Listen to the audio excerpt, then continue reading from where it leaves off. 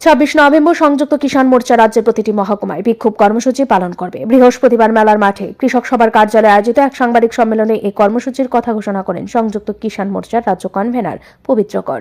তিনি জানান, 2021 সালে দেশের প্রধানমন্ত্রী নরেন্দ্র মোদী প্রতিশ্রুতি দিয়েছিলেন কৃষকদের সমস্ত দাবি পূরণ করা হবে, কিন্তু আজ পর্যন্ত সেই প্রতিশ্রুতি পূরণ হয়নি। পবিত্র কর জানান, মূলত 12 দফা দাবিকে সামনে রেখে 26 নভেম্বর রাজ্য জুড়ে এবং 29 নভেম্বর দেশব্যাপী বিক্ষোভ কর্মসূচি পালন করা হবে। দাবিগুলির মধ্যে রয়েছে কৃষকদের ফসলের ন্যূনতম সহায়ক মূল্য প্রদান, 4টি শ্রম কোড বাতিল, সরকারি ক্ষেত্রে চুক্তি ভিত্তিক নিয়োগ বন্ধ করা, অসংগঠিত শ্রমিকদের মাসিক পারিশ্রমিক 26,000 টাকা এবং মাসিক ভাতা 10,000 টাকা করা ইত্যাদি।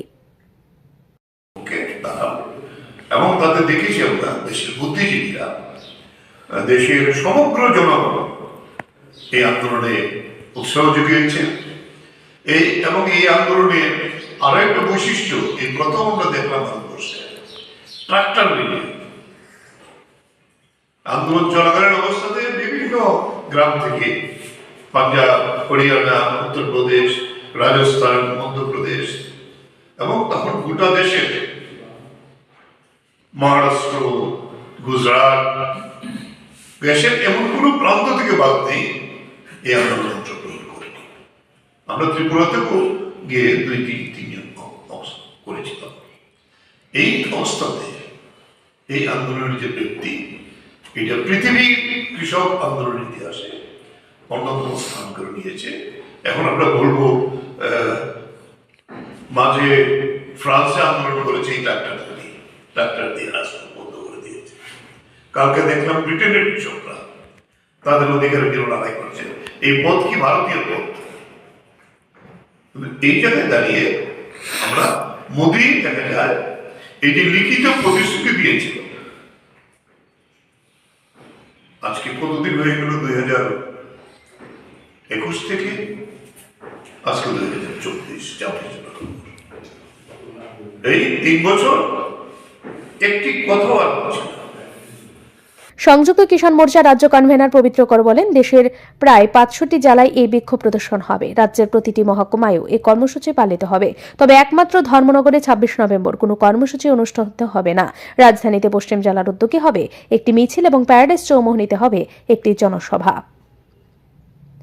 এই জায়গায় দাঁড়িয়ে আমরা মোদী দেখা যায় এই যে লিখিত প্রতিশ্রুতি দিয়েছিল, আজকে কতদিন হয়ে গেল, 2021 থেকে আজকে 2024, এই 3 বছর একটি কথাও আর বলছে না। প্রাইস ইন্ডেক্সে মুদ্রাস্ফীতি বেড়েছে, কিন্তু সেখানে মাত্র এভারেজ 5% ফসলের দাম দিয়েছে। শ্রমিকদের যে গ্যারান্টি দেওয়ার কথা ছিল, কোনো গ্যারান্টি নেই। এই যে 4টি শ্রম কোড করে সমস্ত অধিকার শ্রমিকদেরকে দিয়েছে, এটা বলবেন আমাদের ট্রেড ইউনিয়নের পক্ষে কত সম্ভব।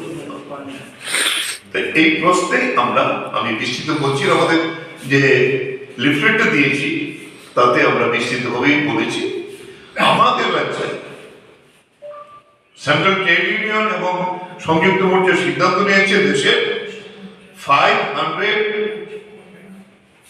জেলা ডিস্ট্রিক্ট হেডকোয়ার্টারে এই 26 নভেম্বর চেতাবনী রেডি 2024 করে 3 মাস আলটিমেটাম।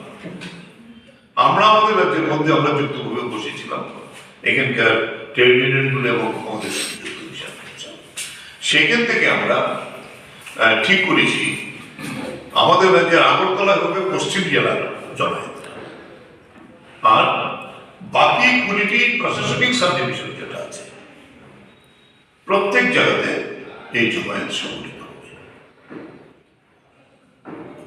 যদিও এখন পর্যন্ত যেমন কালকে আমরা ধর্মনগর থেকে খবর পেলাম যে ধর্মনগরে বোধহয় পুলিশ পারমিশন দিচ্ছে না, শাসক দলের কে দেওয়া আছে। তা আমরা বলেছি যদি 26 তারিখ পারমিশন না দেয়, পুলিশের সঙ্গে কথা বলে আগে অথবা পরে যে কোনো দিন করা হবে। কেউ কেউ হয়তো কোনো কারণে অসুবিধা হয়েছে আমাদের আগে করবে, কিন্তু আমরা 20টি সাবডিভিশনে হবে আমাদের। এদিনে সাংবাদিক সম্মেলনে উপস্থিত ছিলেন প্রাক্তন সাংসদ শঙ্করপ্রসাদ দত্ত, শ্রমিক নেতা শ্যামল দেব সহ আরও অনেকে। তবে গ্রাম পঞ্চায়েত নির্বাচনে প্রাক্কালে সংযুক্ত কিষাণ মোর্চার এই কর্মসূচি রাজ্যে কতটা প্রভাব ফেলবে তা এখন দেখার বিষয়। ব্যুরো রিপোর্ট, ঋদ্ধি নেটওয়ার্ক।